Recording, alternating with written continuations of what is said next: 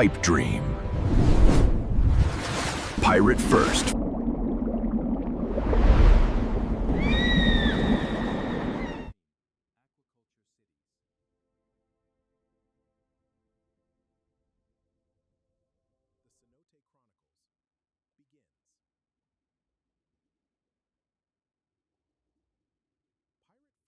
Welcome to the deep dive, everyone. Today, our mission is to embark on this massive intellectual expedition into a speculative but honestly rigorously designed civilizational blueprint. Right, it's called Pipe Dream. Yeah, Pipe Dream. And we're going to be looking at architectural schematics, economic white papers, and geological surveys that basically ask this one incredibly wild question. It really flips everything on its head. It does, because, usually when we talk about human progress, there's this underlying expectation of conquest. It's like a bulldozer mentality. You find a patch of wilderness, you clear it, you pave it flat. Yeah, and the engineer points at the concrete and says, well, there, we fixed it. Exactly. It's the ultimate oppositional mindset, right? We just force nature to accommodate us. We do. I mean, the surface world designs infrastructure entirely to resist nature. We like things to be, flattened into these manageable two-dimensional grids. Because it gives us the illusion of control. Right, total control. But then you step into the world of the specific thought experiment, and suddenly that bulldozer is completely useless. Oh, completely useless. You can't bulldoze this. No, because the Pipe Dream blueprint details an entire, fully functioning society built inside the flooded limestone cenotes of the Yucatan Peninsula. Specifically, the Chicxulub Arc. Right. And for you listening, if you're not like a huge geology nerd, that is the 66-million-year-old fractured ring of underwater caves left behind by the meteor that wiped out the dinosaurs. Which is, frankly, a terrifyingly hostile environment for human beings. Yeah, it's not exactly a prime real estate market. No. I mean, you've got total darkness, crushing hydrostatic pressure, and these incredibly lethal chemical zones. To build a civilization down there, you literally have to abandon the bulldozer. You cannot conquer a flooded cave system. You just can't. You drown trying. Oh. So that constraint forces a total paradigm shift. Right, and when you look at human history, civilizations have, they've always organized around whatever resource they desperately need to extract from the earth. Like building cities and river valleys to extract fresh water. Exactly, or we built towns around mountains to extract coal.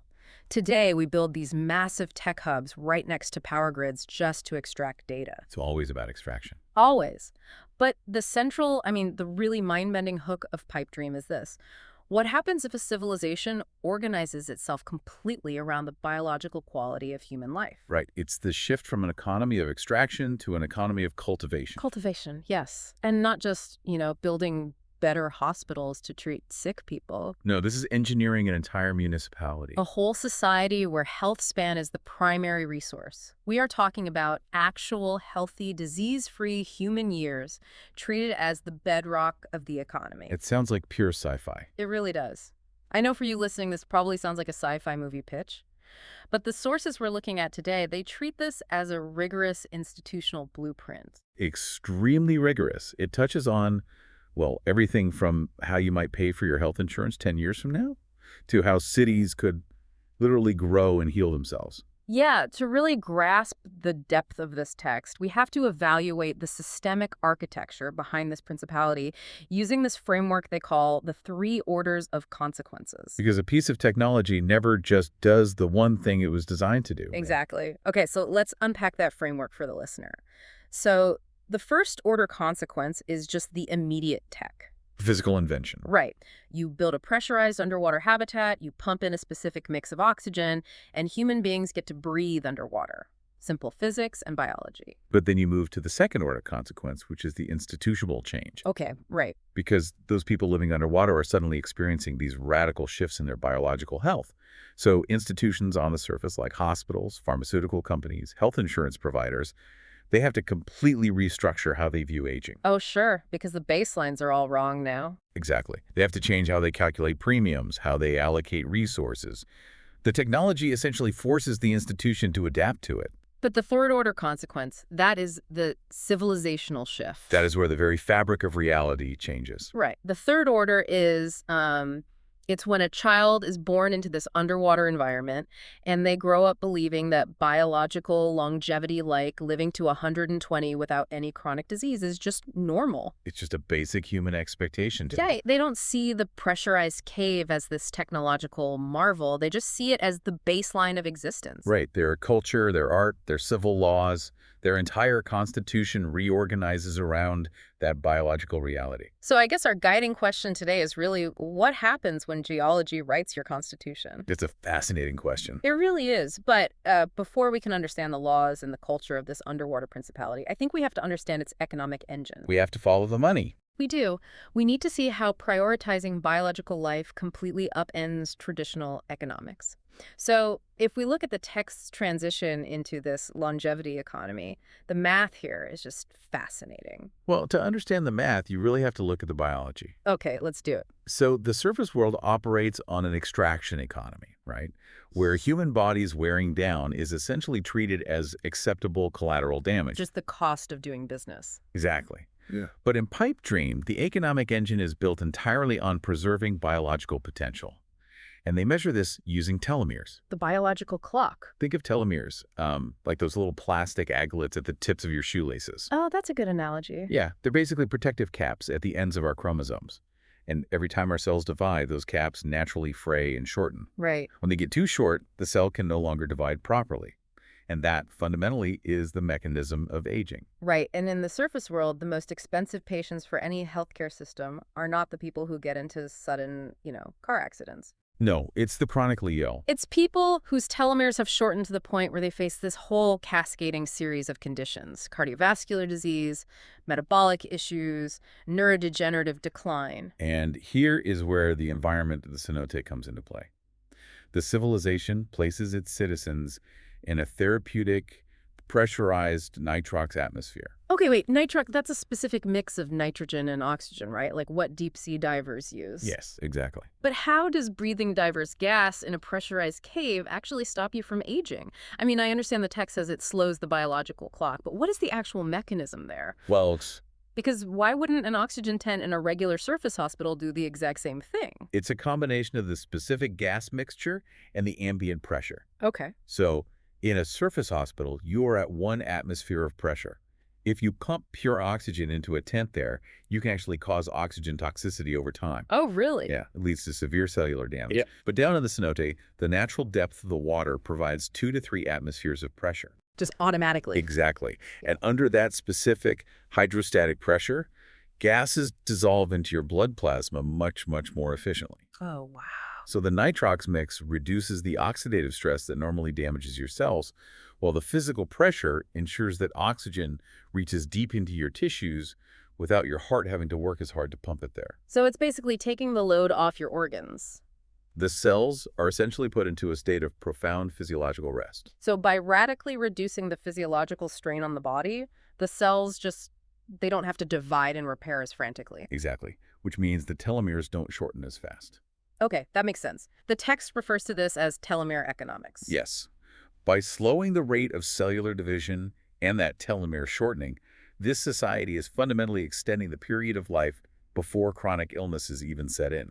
And from an economic standpoint, I mean, if you delay chronic illness by a decade for thousands of people, the returns are astronomical. No, massive. You are averting hundreds of millions of dollars in future medical management costs. And this brings up what I found to be maybe the most compelling concept in this first section: the actuarial milestone. Yes, the tipping point. Right. This isn't just a medical breakthrough, it's an economic tipping point.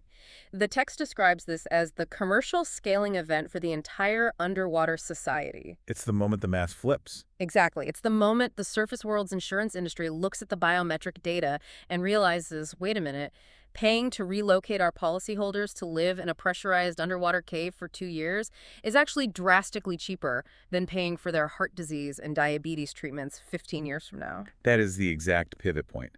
And this connects directly to how we manage health resources today. How so? Think about it. Our current healthcare system relies on QLY's quality-adjusted life years to measure the value of a medical intervention. Right, like, is this drug worth the cost based on how many good years it gives you? Yeah, exactly. But surface medicine usually targets one specific disease at a time. A statin lowers cholesterol. A vaccine prevents a virus. It's whack-a-mole. Yes. What this cenote environment does is reduce biological aging across the entire spectrum of chronic conditions simultaneously. So the insurance companies, these massive trillions of dollars surface institutions, they become the ultimate funders of this new civilization purely out of self-interest. Yeah, because they're saving an absolute fortune on the back end. The preventative environmental design basically becomes the ultimate healthcare resource. Yes. Okay, but I do have to push back here. Go for it. Because when I was reading this part of the blueprint, my immediate thought was, this is just an exclusive wellness retreat masquerading as a sovereign nation. A lot of people might think that. Right. I mean, if I'm a billionaire, I can pay to go live in the magic healing cave. But what's stopping the ultra-wealthy from just hoarding this? I don't know. Why wouldn't a tech billionaire just build their own private pressurized habitat and keep all the longevity benefits to themselves? It's a vital question. And it's actually the central tension the architects of this society had to resolve. Did they? Yeah. If this is just a resort for the ultra-wealthy, it fails entirely. First, ethically, it violates their core philosophy of a biological commonwealth. Okay, sure, ethics. But practically. Practically, from a strictly scientific and regulatory perspective, a dataset consisting only of tech billionaires is completely useless. Wait, really? Why? A telomere is a telomere, right? Because of genetic and socioeconomic homogeneity. Oh, I see. To prove to the global insurance actuaries and medical boards that this therapeutic environment actually works, they need a massive longitudinal data set. They have to track telomere lengths across decades. Right, you need a huge sample size. And if you only test wealthy individuals, your data is hopelessly skewed. Wealthy people already have access to better surface health care, better nutrition, lower chronic stress. Right, so you wouldn't know if the cave is working or if it's just their personal chefs and zero stress levels? Exactly. You haven't proven that the cenote environment works for the general human genome. You've only proven it works for a highly privileged subset. The actuaries would just reject the data. They absolutely would. So to trigger the actuarial milestone, the big insurance payout, they absolutely have to prove it works on everybody. The genetics have to be diverse. Exactly. So they utilize a model called the commons ownership principle with tiered enrollment. Tiered enrollment, how does that work? They use something called an expansion reserve.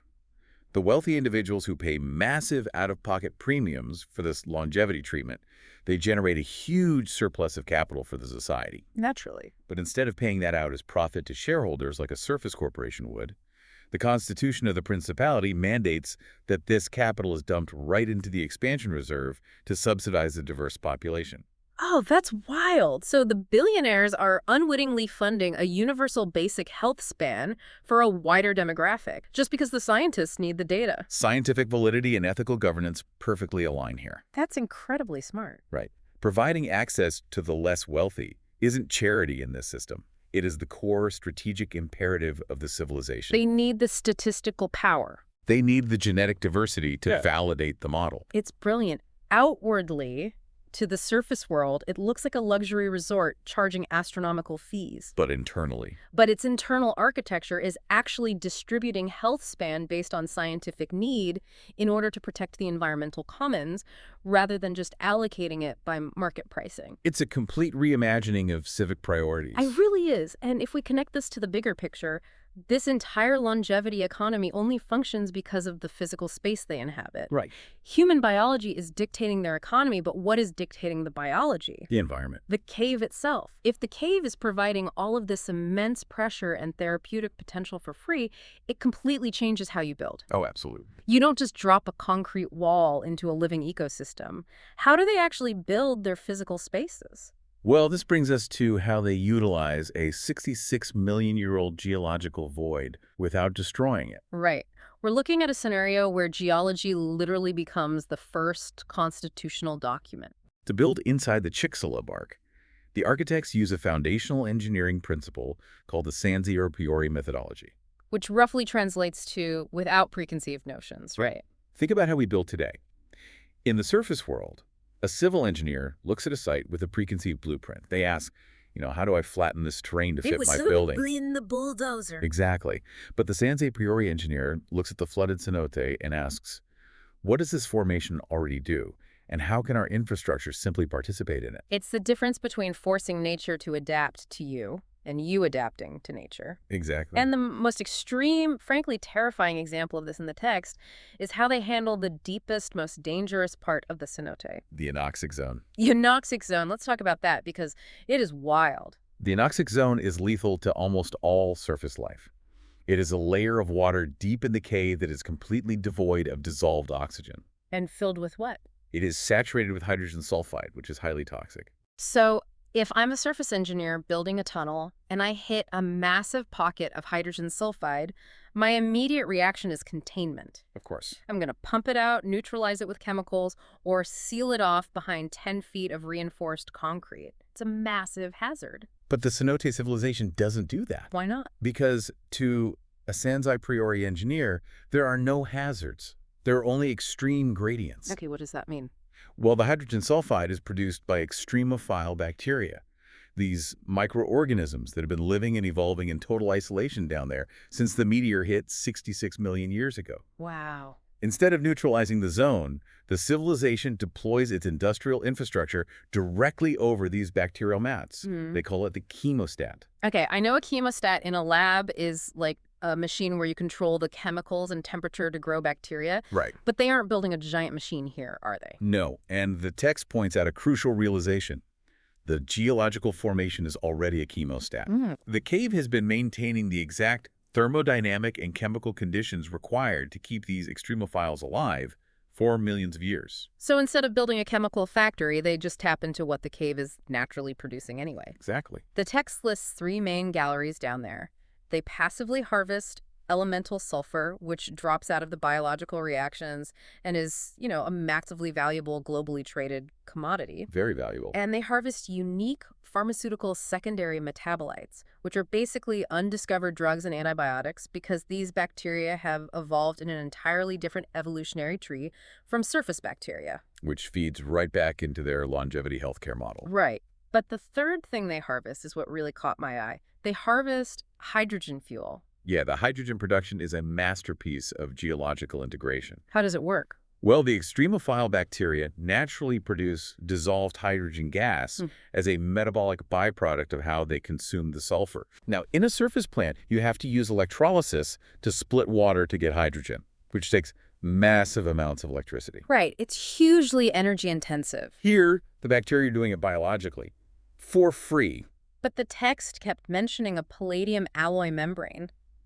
How do you just harvest dissolved hydrogen from toxic water without a massive refinery? Think of the palladium alloy membrane as a microscopic sieve that only lets one highly specific molecule through. Okay. Because hydrogen atoms are so incredibly small, and because palladium has a unique crystalline structure, when you place this membrane in the water, the hydrogen gas naturally dissolves into the metal, diffuses through it, and recombines as pure hydrogen gas on the other side. Wait a second, so it requires no power. None. It just passively filters out fuel. The only thing driving the process is the difference in chemical pressure on either side of the membrane. That is insane. The formation provides the chemistry. The membrane just catches it. And speaking of pressure, this brings up the hydrostatic compression credit. Oh, this is brilliant. I want to make sure I understand this because it blew my mind.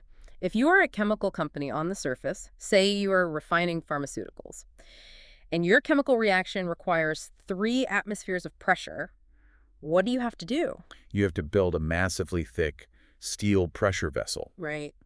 And then you have to hook up these gigantic, energy-guzzling industrial compressors to force the pressure up inside the tank. Which costs a fortune in raw materials and electricity, and it carries a massive risk of explosion. Absolutely. But in the cenote, the natural depth of the water column provides those 3 atmospheres of pressure absolutely for free. Yes, the geology literally subsidizes the industrial thermodynamics. That is so cool. They don't build pressure tanks, they just place their standard reaction vessels at the specific depth in the cave that correlates to the exact pressure they need. The weight of the ocean above them does the work of $1 million pump. It's genius. It's like the Earth is doing the heavy lifting.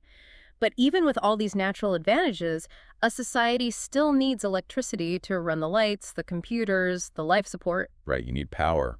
And they aren't running giant extension cords up to Mexican coal plants on the surface. They rely on something called the streaming potential harvest. Right. The Yucatan Aquifer is essentially a massive, slow-moving underground river constantly flowing toward the ocean. Okay. And they use electrochemical cells lined along the cave walls to capture energy directly from that flow. I found the phrase electrokinetic phenomenon in the text, but I really had trouble picturing it. How does flowing water create electricity without spinning a giant turbine like in a hydroelectric dam? Think of the porous limestone rock like a giant microscopic sponge. Okay. The rock itself holds a slight electrical charge. When the water of the underground river is forced through the microscopic pores of this sponge, the physical friction of the water against the minerals literally strips electrons away from the rock. Oh, wow. It creates a static charge, much like rubbing a balloon against your hair. So just the act of water moving over rock creates a charge imbalance. Exactly. On the surface, geophysicists use this tiny electrical signal just to measure how groundwater is moving. It's really just a diagnostic tool. But in Pipe Dream, they scale it up. Yes, because the sheer volume of the underground river's flow is so massive, the accumulated charge generates a continuous, powerful baseline of electrical current. And the text says all of this power from the river, from the hydrogen fuel cells, feeds into a single synchronized DC bus. The synchronized DC bus part confused me initially. I know that surface cities use alternating current, or AC, for our power grids. So why are they using direct current, or DC, down in the cave? What makes it better? It solves a massive fragility problem. How so? Surface AC grids require incredibly complex frequency synchronization. Every single power plant on the grid has to be pulsing at the exact same rhythm, usually 60 hertz. If one power plant falls out of phase, the conflicting frequencies can cause catastrophic cascading failures, a blackout. So a DC bus removes that risk. Completely. A direct current bus doesn't have a frequency. It just has voltage. Okay. It functions much more like an ecological commons. Yeah. The streaming potential cells on the cave walls, the hydrogen fuel cells in the anoxic zone, they all just push voltage onto this shared bus. And the city just pulls what it needs. Right. The lighting networks, the transit tubes, the life support systems, they all just pull voltage off. The physics of the electrical grid naturally balances it. That's amazing. If the underground river flows faster during the wet season, the voltage naturally rises, and the automated systems adjust their consumption. There's no fragile synchronization required. It's like moving into a fully automated smart house, except the house was built over 66 million years by plate tectonics and evolution. Perfectly said. The walls are already humming with free power and chemical resources, and you're just plugging your appliances directly into the geology. But having power and chemistry isn't enough, you know? True. You still have to physically build the spaces where human beings live, sleep, and commute. You can't just float in the water all day. Right, which transitions us to a radical redefinition of what infrastructure actually means. This is where the text goes from clever civil engineering to profound philosophy. Yes. The blueprint details infrastructure as ecology. It contrasts two totally different mindsets, right? The opposition logic of the surface world and the integration logic of the cenote. Exactly. To understand opposition logic, for you listening, think about a massive concrete seawall on a coastline.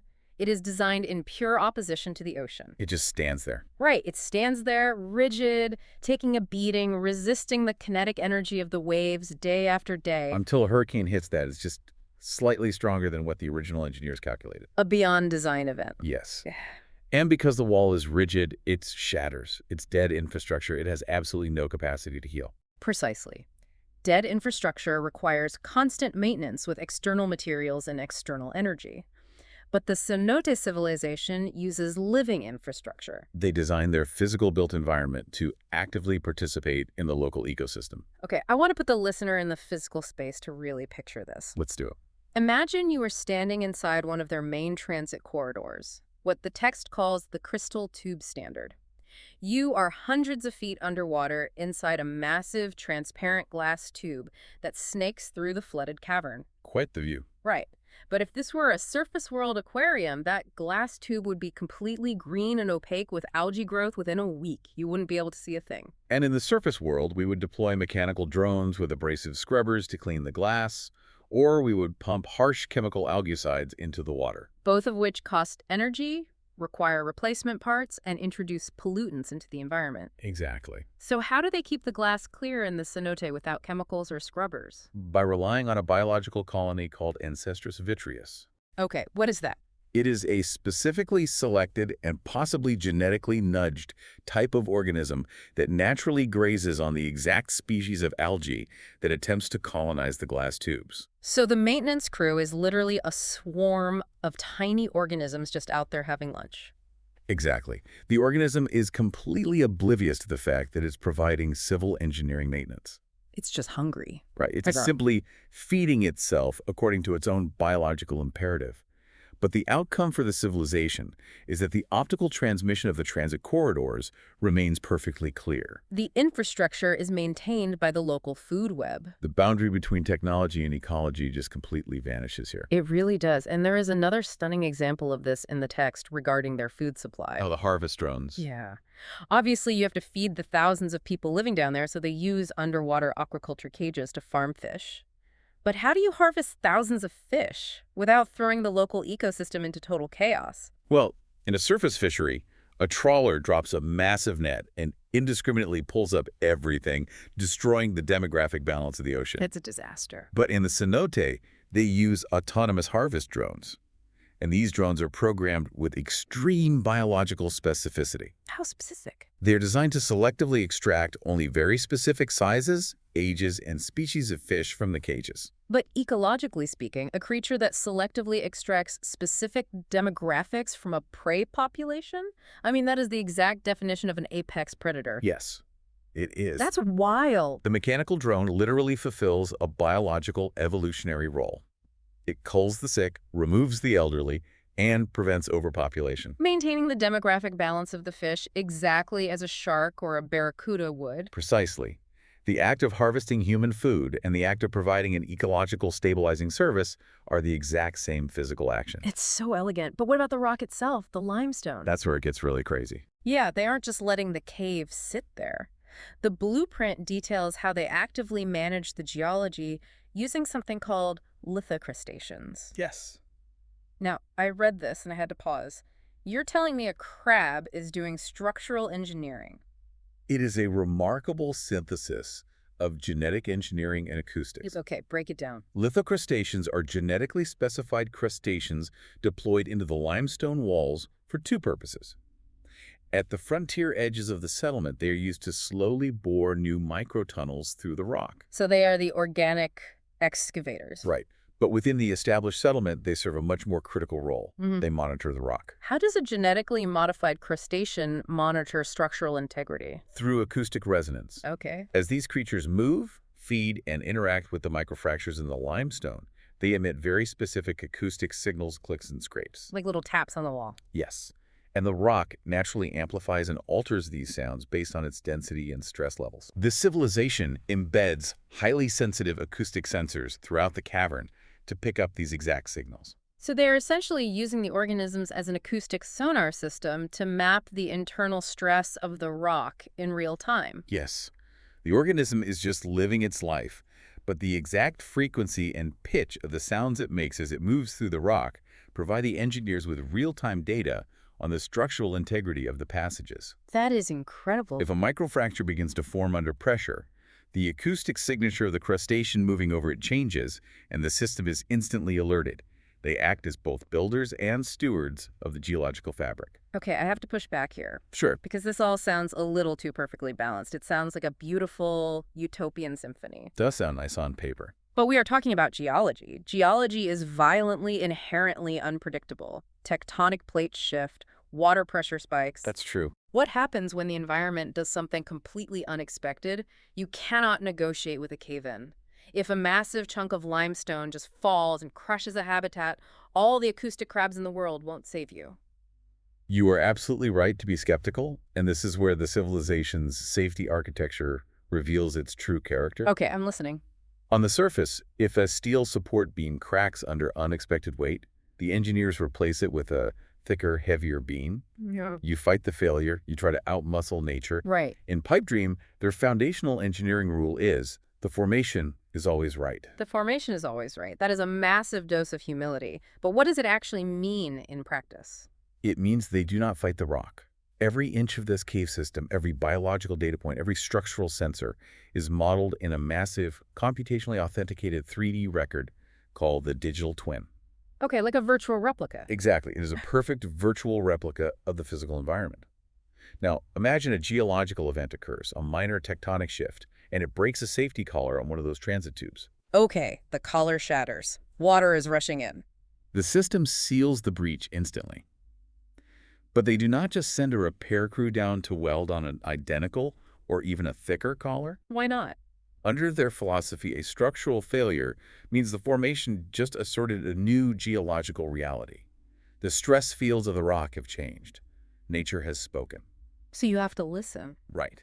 So, the moment the collar breaks, the digital twin is updated to reflect that the cave is now moving in a way they didn't anticipate. So the map redraws itself instantly based on the failure. Yes, and they redesign the collar's specification to adapt to that new geological truth. Wow. The human operators don't even have to authorize the initial safety restriction. The algorithmic system shuts down access to that sector automatically based on the digital twin's updated stress models. Humans just authorize the cleanup. Exactly. Humans only authorize the restoration of access once they have analyzed the data and understood what the geology is trying to tell them. It's an infrastructure built on listening rather than dictating. Which brings us to the most complex and, frankly, the most consequential part of this entire deep dive. The governance. Yes. If your infrastructure is alive, and your economy is based on biology, and the geology literally dictates your building codes, how on earth do you govern this? It changes everything. It forces a complete rethinking of property, borders, and civil laws.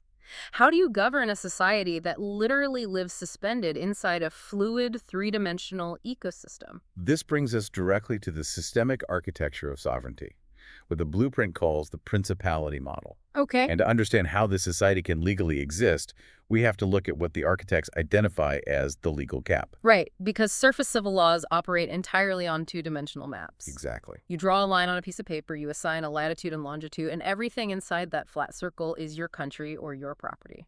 But there is absolutely no legal category in international law for a floating, three-dimensional settlement suspended inside a flooded geological void accessed from underneath a host state's territory. It's an ontological mismatch. Global property law simply doesn't have the vocabulary to describe what this civilization is. And rather than seeing this lack of legal definition as a vulnerability, the founders of the Cenote Principality exploit this legal gap. Right. Because international law hasn't defined it, they get to define it by simply occupying the space. It's high-tech squatters' rights. Essentially, yes.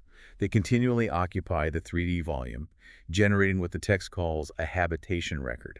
Remember that digital twin we just discussed? The massive computational model of the cave. Yes. The digital twin acts as a cryptographic title deed. Oh, wow. It logs every physical change, every biological data point, every governance decision, every millisecond of human occupation.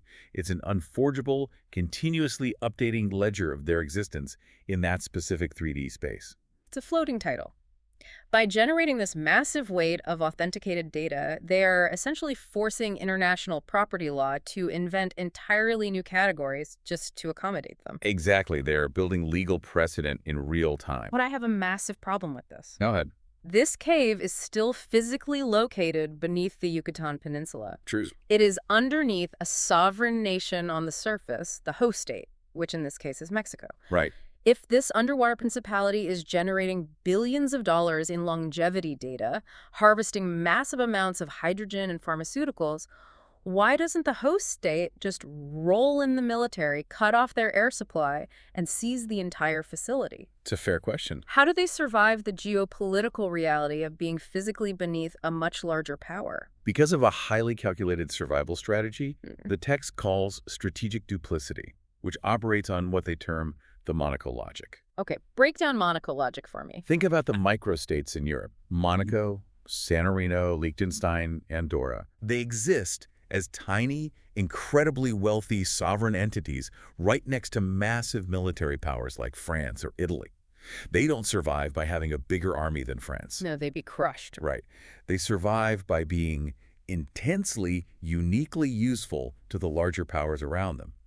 It is a protectorate inversion. Usually the big country protects the little country out of charity or strategic control. Right. But under Monaco logic, the principality offers the host state unprecedented capabilities that the host state's surface military and scientific institutions cannot possibly achieve on their own. Like what? The underwater civilization provides the host state with deep-water intelligence, subterranean security, mapping of the aquifer, and highly advanced technological spillover. Okay, that's incredibly valuable. In exchange for these massive geopolitical advantages, the host state provides political recognition and essentially agrees to leave them alone. But to keep this delicate balance, to keep the host state from realizing just how powerful the principality is becoming, they use strategic duplicity. And I want to be very clear for you listening because the text is incredibly specific about this.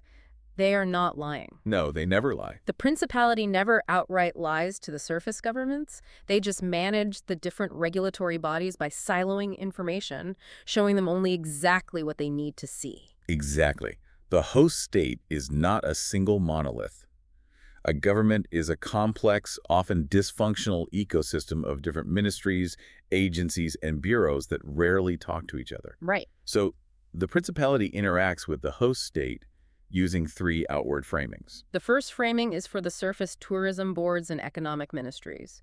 To them, the principality presents itself as a therapeutic wellness destination. Which it is. Right. It's just a very fancy, scientifically advanced spa bringing in wealthy tourists, which is true. The second framing is for the environmental and scientific agencies.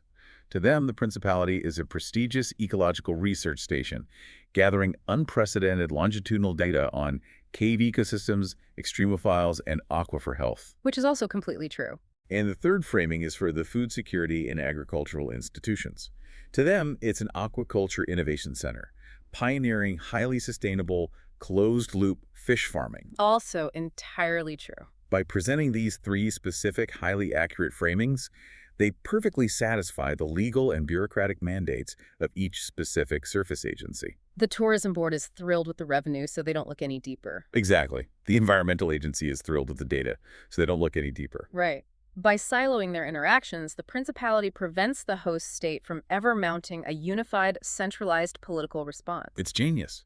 By the time the surface government realizes that these three facilities are actually a unified sovereign constitution, the principality's legal and economic precedent is too strong to dismantle. It's pure political judo. They use the weight and the blind spots of surface bureaucratic silos against themselves. Yes, they do. Internally, they operate as a self-governing sovereign nation, but outwardly, they are whatever helpful, non-threatening facility the host state needs them to be at that moment. But they must have physical security too, right? Right. You can't just rely on paperwork. The text talks about a distributed sanctuary. The physical geology provides the ultimate security. Because they are hundreds of feet underwater and encased in solid limestone, they are naturally shielded from surface electromagnetic surveillance. Wi-Fi, radio waves, radar, none of it penetrates deep water and rock. So how do they communicate with each other if radio doesn't work? Oh, this is great. They use very low frequency, or VLF, acoustics. They use sound waves. Oh, fascinating. The water and the structural shape of the cave rock actually act as a massive natural waveguide, bouncing the acoustic signals around the settlement. So it's basically a closed loop. Exactly. This means their internal communications are completely invisible to surface listening posts. The physical geology acts as an impenetrable border wall against signal intelligence. And their physical border control isn't a guy in a booth checking passports at a gate. It's a physical pressure equalization wetbox. Right. You literally cannot enter the principality. You cannot survive the pressure transition without submitting to their atmospheric management protocols. The architecture itself is the sanctuary. Which brings us to the final critical piece of this puzzle. How they actually govern themselves internally, protected behind this geological and acoustic barrier. Right, because they do not use a messy, evolved political system like we have on the surface. No. Surface laws are patched together through centuries of compromise, emotion, and political maneuvering. The Cenote civilization uses a rigidly designed operating system called Redeemer. I love this part. They literally treat civil government like a software stack on a computer. It makes so much sense. The Redeemer OS has 4 distinct layers. I want to walk through them because this completely changes how you think about laws. Okay, lay it out. The bottom layer is the foundational layer. These are the unmodifiable primary objectives of the civilization. Things like maintaining the ecological integrity of the cave system, ensuring the statistical validity of the research commons, and protecting the longevity data. Using the software analogy, this is the kernel of the operating system. You cannot change the kernel without completely destroying the computer. Exactly. Above that is the constitutional layer. This layer manages the rules of the system itself, how votes are cast, how leaders are chosen. Okay, the rules of the game. Right. It requires massive, almost impossible supermajorities to alter.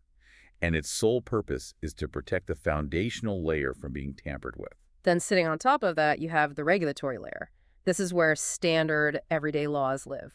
Things like tax rates, property zoning, commerce rules. And finally, the operational layer. This handles the daily, real-time decisions.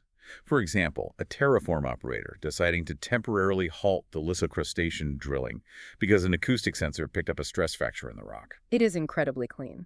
If the foundational layer, the kernel, is stable and protected, the community can run whatever applications or daily policies they want in the regulatory layer, knowing the system won't crash. It completely removes the existential dread from politics. You can debate tax rates all day, but you can't accidentally legislate the destruction of the air supply. Because, crucially, the governance is anchored to the biological and geological reality, not to human political whims. How does that work in practice? Well, imagine a scenario where a politician proposes a new transit schedule that increases the speed of the pods in the crystal tubes to improve efficiency. Sounds like a great policy for the voters. They get to work faster. But if the increased speed creates an acoustic vibration that stresses the limestone or disturbs the breeding cycle of the harvest fish, the biological sensors in the cave detect it instantly. The sensors flag it. The Redeemer system flags the policy as a direct violation of the foundational layer's mandate to protect ecological integrity. The policy is automatically blocked. The ecology directly vetoes bad policy. The ecology vetoes bad policy. That is a stunning thought. We've covered an immense amount of ground today. We've seen how this blueprint starts with the absolute constraints of physical geology, the fractured limestone, the lethal anoxic zone, and the hydrostatic pressure, and uses those constraints to dictate an entirely new kind of architecture. And how that architecture, relying purely on integration logic rather than opposition logic, becomes a living, breathing part of the ecology. Right. We've seen glass tubes maintained by biological grazing and harvest drones functioning as apex predators. And then how that thriving, integrated ecology reshapes the economy into a longevity machine, a society focusing entirely on health span, telomere preservation, and preventative environmental design. Triggering a massive actuarial milestone that flips the surface insurance industry into their biggest financiers. Which ultimately gives birth to a new kind of sovereign constitution. A principality protected by the strategic duplicity of the Monaco logic, generating a floating 3D title deed, and governed by an unyielding software stack that literally answers to the environment itself. It is a totally comprehensive vision. So, what does this all mean for you listening right now? You probably aren't packing your bags to move into a pressurized underwater cave tomorrow. Probably not. But the core philosophy here, the Sanvi a priori mindset, asking what the environment naturally wants to do, is directly applicable to our daily lives. Absolutely. Think about our own surface cities, our businesses, our healthcare systems, our daily routines. We spend so much energy, so much capital, and so much stress just fighting our environment. Constantly fighting. What if we applied integration logic? What if we look at our resources and asked, how can I participate in the systems around me, rather than trying to pave over them with a bulldozer? It changes how you view everything from urban planning to how you manage your own physical health. But I do want to leave you with a final sort of mind-expanding idea that the source text teases at the very end. Oh, the four civilizational horizons. Yes, it briefly outlines what it calls the four civilizational horizons. The establishment of the Cenote Principality is only the first horizon. Exactly. Think about this. If humanity can learn to build a highly advanced civilization that perfectly adapts to an extreme, high-pressure, completely dark, totally alien environment, like a subterranean flooded aquifer, Right. and they can do it over decades without destroying the fragile ecosystem, aren't they basically running a massive multi-generational simulation for colonizing other planets? That is the ultimate third-order consequence. Yeah. The second horizon is when this underwater civilization matures and perfects its integration logic. But the third horizon is when they take these exact same engineering, biological, and governance principles to the stars. They'd be ready for anything. They would be uniquely prepared to create biological companions and living infrastructure suited for extreme gravity, toxic atmospheres, or hard radiation on other worlds. And the fourth horizon is deep time, cultivating human intelligence that spans millennia. It's beautiful. The blueprint suggests that the first true step to the stars wasn't taken in a metal rocket blasting off from a launch pad. It was taken in a flooded 66-million-year-old limestone cave in the Yucatan. It was taken when we finally put down the bulldozer. Stopped trying to conquer our surroundings and learned how to keep conscious life flourishing in the dark. It is a profound shift in perspective. Yeah. It really redefines what human progress actually looks like. It really makes you look at the world differently. The environment isn't just a grid waiting to be paved over. It's a complex, living system. And maybe, just maybe, the key to our future is learning how to finally plug into it. Until next time, keep diving deep.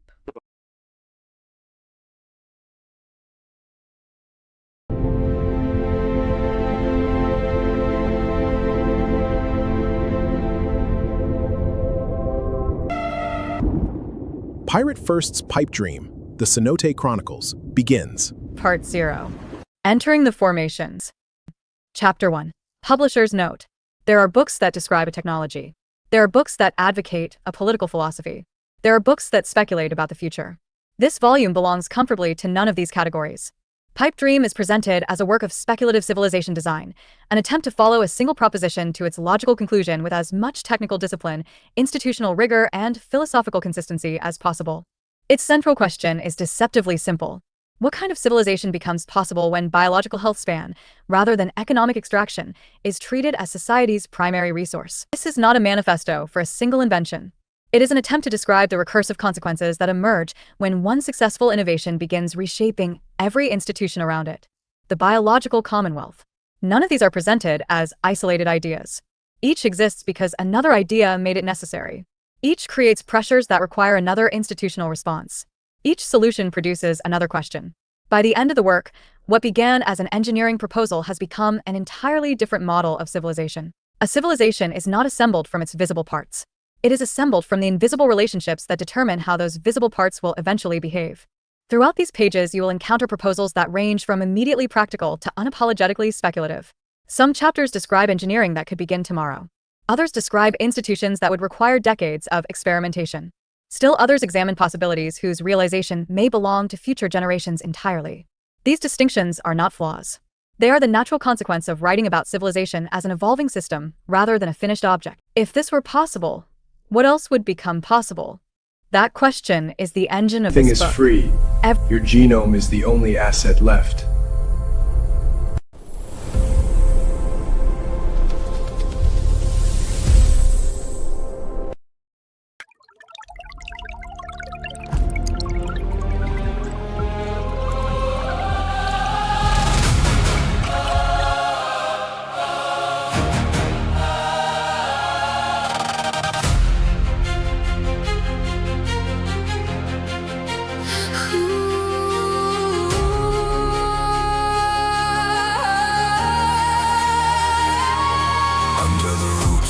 Limestone sky, where the water holds the light. We built a city that learned to breathe below the reach of night. Not for conquest, not for gold, not for all the old mistakes, but to make a home where the living could outlast what life takes. And the deep kept time like a patient drum below. The Longevity Principality, a constitutional draft for the civilization that learned to Longevity outlive Principality, a itself. prequel to Constitutional Draft. Age of the Apes. Introduction. Every civilization tells on itself through the institutions it builds. Some build monuments. Some build markets. Some build prisons and call them order. Some build hospitals and call them mercy.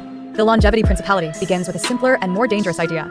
If a civilization can learn to preserve life without flattening dignity, then it can learn to preserve continuity without surrendering conscience. Not immortality, not fantasy, not the denial of death. Something more practical and therefore more disruptive. The deliberate production of healthy time.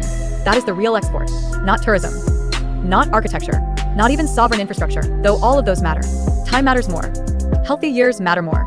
The Principality is the place where that realization becomes law. Longevity Principality is not simply a sequel to Pipe Dream. It is the book where civilization discovers that every mechanism for keeping people alive also becomes a mechanism for deciding how they will be governed. The earth had already built the future.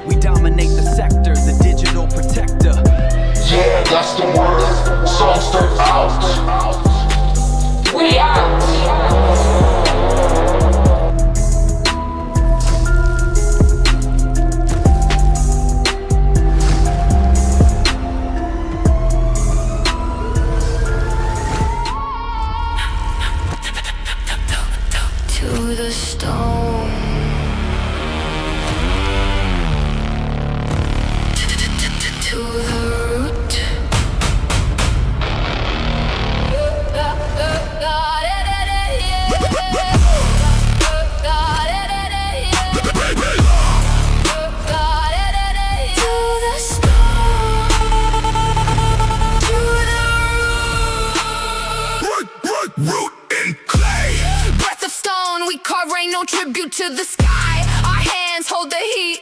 Obsidian sharp. The harvest is the law. Your sovereignty. Land belongs to the breath. Your sovereignty. Us against the machine.